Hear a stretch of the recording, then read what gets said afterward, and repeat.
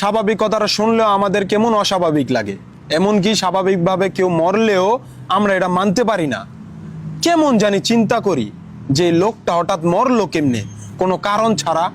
আমরা বাঙালি, হয় আমরা পানিতে ডুবে মরবো, নয়তো আগুনে পুড়ে, নয়তো অ্যাক্সিডেন্ট হয়ে, নয়তো গুম হয়ে, নয়তো খুন হব।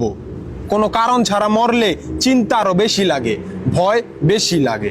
দিন দিন দেখেন জিনিসপত্রের এইটা সেটার দাম বাড়লো, মানুষ জীবন মান উন্নয়ন সুযোগ সুবিধা বাড়ে না, আর বাড়বই বা কেমনে?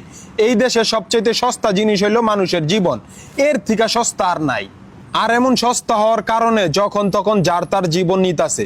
ওই দিন আর বেশি দূরে নাই যেই দিন লঞ্চের মধ্যে লেখা থাকবো অতিরিক্ত যাত্রী হয়ে লঞ্চে উঠবেন না।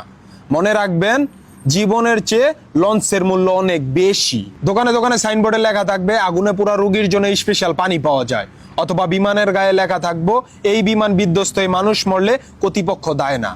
আর লাশ কবর না দিয়ে লাশের গায়ে সাইনবোর্ড লাগিয়ে লেখা হবে এই লাশ অমুক ব্যাংকের অমুক শাখা নিকটেই দায়বদ্ধ, কবর দেওয়া নিষেধ।